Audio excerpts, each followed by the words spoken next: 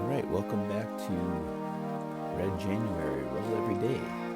This is day 3, and we're taking a look at a roll with my friend Dan. Enjoy.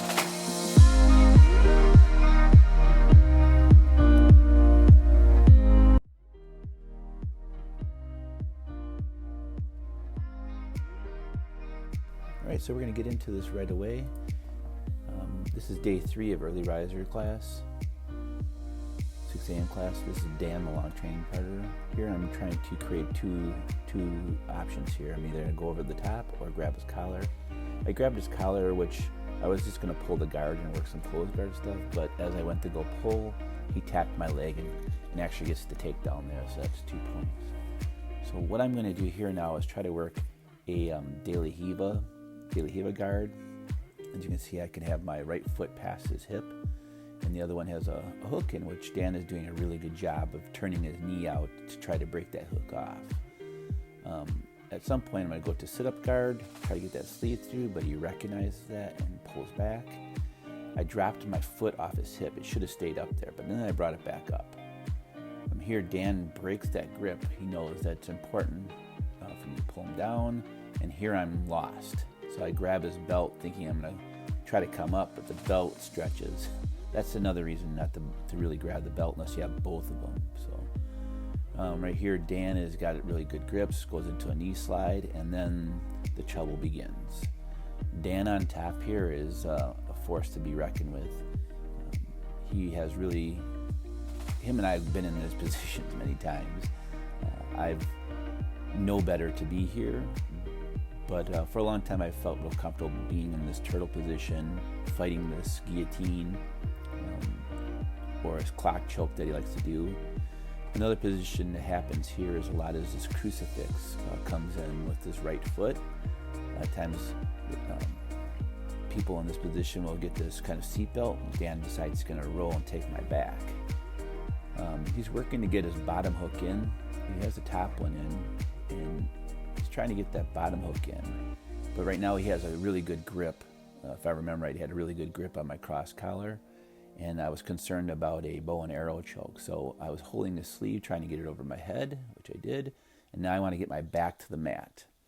Knowing that he's going to come up and mount, I'm kind of conceding that I'm getting owned this round, and so I want to get that cross face off me. So I put a wedge in there, push off and brace.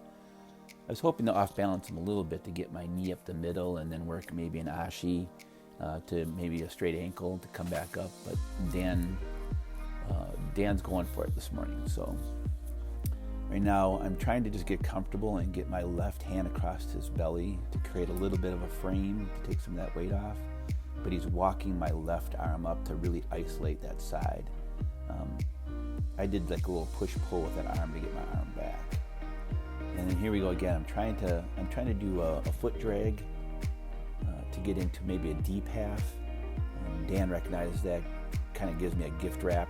Has my arm in a Kimura kind of gift wrap. And right now I'm just going to try to remove the bottom hook so I can turn my back a little bit. Hopefully he comes up and then I can get into a deep half. But he's really maintained a really good control on that side.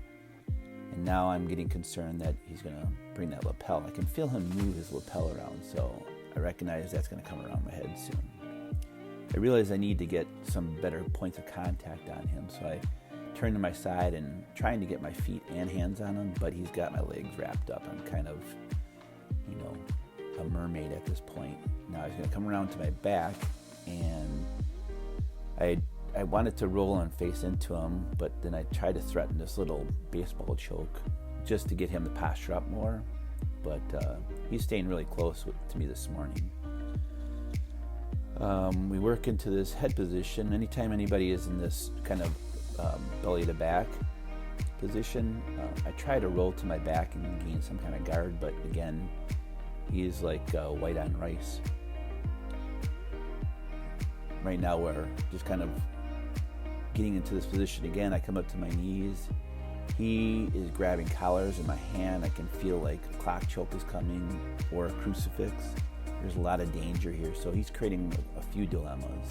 He goes for that crucifix. Meanwhile, he's also going, grabbing my cross collar. Yeah, right here, he's going to go into that clock choke. And I got my hand in there just in time to prevent it actually going through my throat. So I posted on his arm to try to open it up a little bit. He comes back. He's going to look like he's going to pull his collar out again. He wants to get this kind of a Darce choke with a gi, or a Japanese necktie with a gi. Here I've caught his arm. I like to do this Edward Tellez, kind of attacking from a turtle, and I have an Americana wrapped up right now. And usually what I'll do is I'll roll to my right or roll to my left, or I look up to the left, and then I can get an inverted Americana, but Dan again was wise to that. My gi top is, and he's trying to feed that lapel in all day long. Goes for the crucifix. I keep my arms closed. I'm doing all I can to defend against Dan's attacks here. He's got my hip, and he pulls me over. Again, I'm working from my back. So I've kind of relinquished the fact that I was going to be playing a lot of defense with Dan today, and that was the role. Thanks.